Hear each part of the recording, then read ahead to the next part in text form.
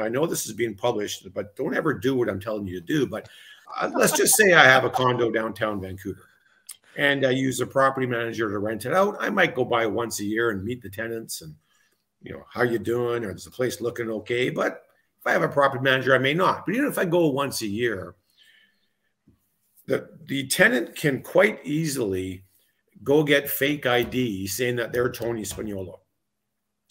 So they get the fake ID, they call up a realtor and they say, hey, Mrs. Realtor, I want to sell my property. Can you come over for a listing presentation? The realtor goes to the condo downtown and there's pictures of the tenant on the wall and the tenant's clothes is hanging in the closet and, it's lived in. And the person living there has ID saying they're Tony Spagnuolo. So the realtor takes the listing and it's good ID. And these are professionally run or professional fraudsters now that have their real nice ID.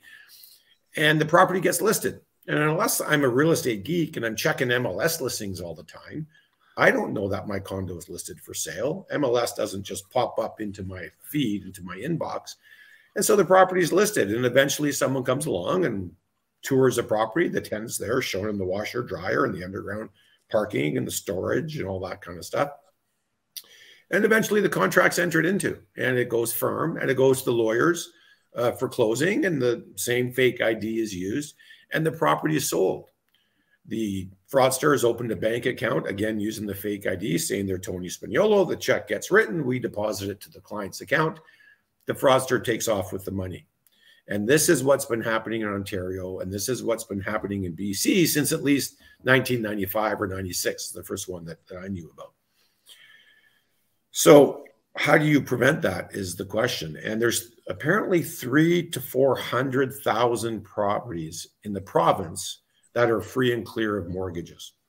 Now, if you're living in the home, first of all, there's not a great risk of that this is going to happen to you.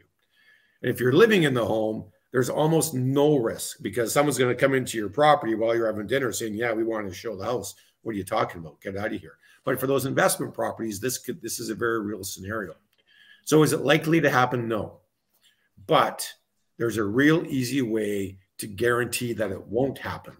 In our land title system, and this is for British Columbia only, we have what's called a duplicate certificate of title that's lodged at the land title office. And without that document, the title is frozen. You can't do anything with it. So if I were to pull the duplicate indefeasible title from the land title office, I am freezing the title. I cannot do anything with it. I cannot add my kids. I can't give it to my kids. I can't add my spouse. I can't sell it. I can't put a mortgage. I can't do anything until that duplicate or indefeasible title is put back into the land title office. That is a 100% guaranteed way to avoid you being victimized by real estate fraud. Now, there's some issues with that. You don't want to lose that document.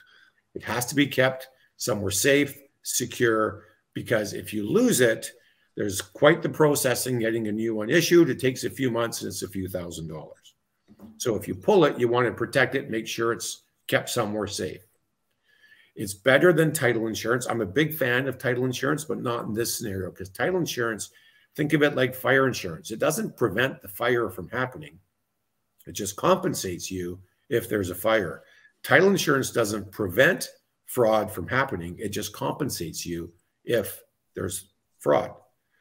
What we're saying is you can prevent the fire from happening. You can prevent the fraud from occurring by pulling the duplicate. And on our website, we have a knowledge center.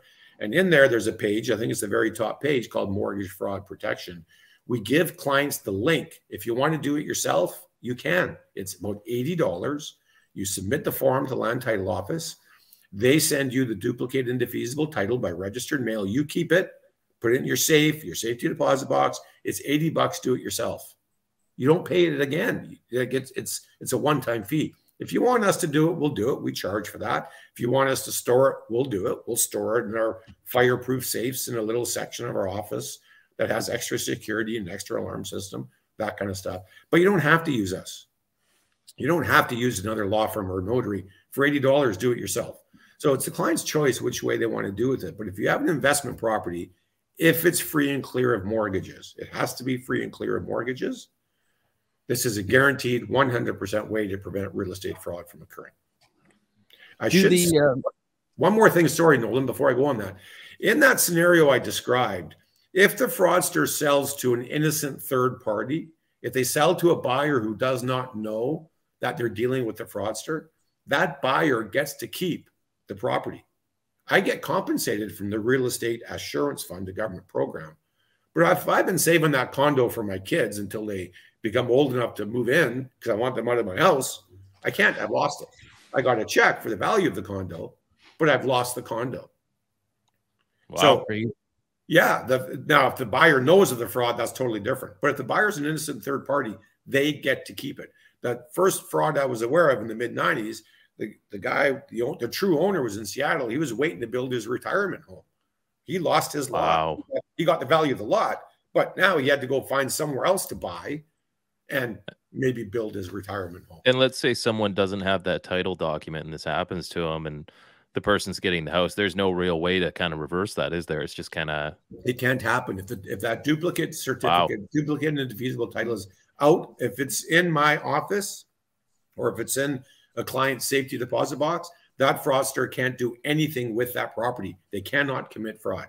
And you were saying with the that title certificate, it has to be a free and clear title property. Now, as someone who has a rental property with a mortgage on it, like, is there any protection that someone in my situation could take to try and protect myself against this sort of stuff? Yeah. So in your fraudsters like free and clear properties. Every fraud that's been committed so far is free and clear because there's no payout going on with the bank. Okay. The bank's not calling Miles and saying, "Oh, you sold. Congratulations." What do you mean? I haven't sold. So they like free and clear properties. So really what I'm hearing here is that if you get a property and you get it free and clear, usually that's a moment of celebration, but that moment of celebration also creates a significant amount of risk for you from the perspective of fraud.